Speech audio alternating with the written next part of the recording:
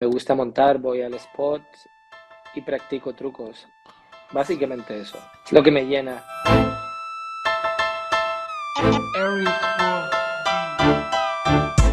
7 años me regalaron una VH California y eran durante esa época cuando ponía la película de los bicivoladores con Nicole Kidman, y yo creo que de mi generación todos vimos esa peli. Estaba la película de ET también, y un poco empezó ahí el flip de montar en BMX, que es una bici creada para niños originalmente, pero fue a los 14 años en el Parque del Retiro en Madrid cuando vi a un montón de chavales practicando freestyle de verdad, con bicis que venían de Estados Unidos, que eran ya como más, eran profesionales, y había una gran escena en Madrid, en el Retiro.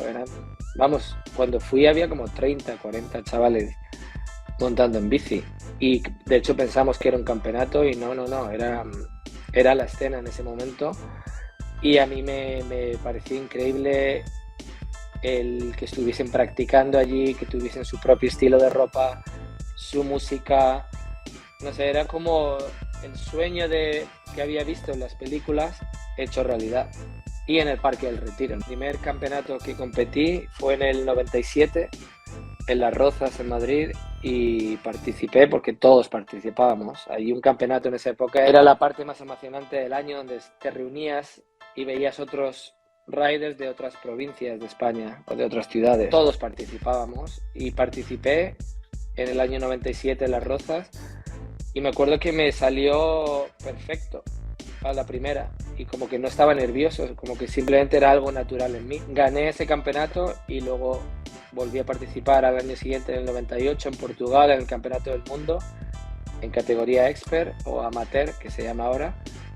Igual, no cometí fallo y lo hice perfecto. Entonces ya empiezas a ver que para mí montar enfrente de gente es algo más natural. Desde los 7 a los 14 años practiqué karate. Luego, a los años, sabiendo la historia por internet, fui a una escuela que estaba en Tetuán de Karate Do, y que estaba fundado por un japonés que, bueno, luego viendo la historia resultó que fue el primer japonés que trajo ese tipo de karate a Madrid y a España. Y también flipado con las películas de nuestra época como Karate Kid, que ahora ha vuelto, ¿no? Pues me acuerdo que el karate era mi pasión y de hecho se me dio bien, gané 2 campeonatos de hecho en karate, los 2 únicos que he competido. Para mí era todo el karate, pero también no solo la parte física, la parte espiritual. A raíz del karate me empecé a interesar un poco más por esa psicología o esa filosofía que tiene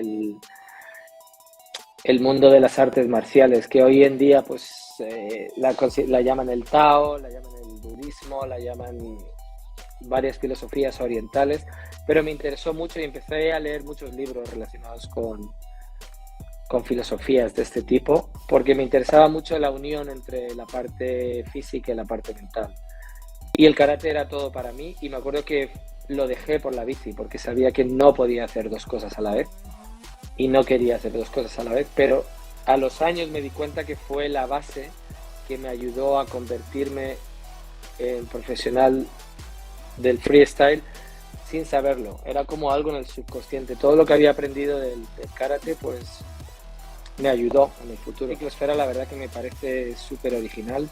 No he conocido ninguna revista así en el mundo, en los países que he viajado, y además que sea gratuita y que promocione el montar en bici ya me parece que es un plus añadido.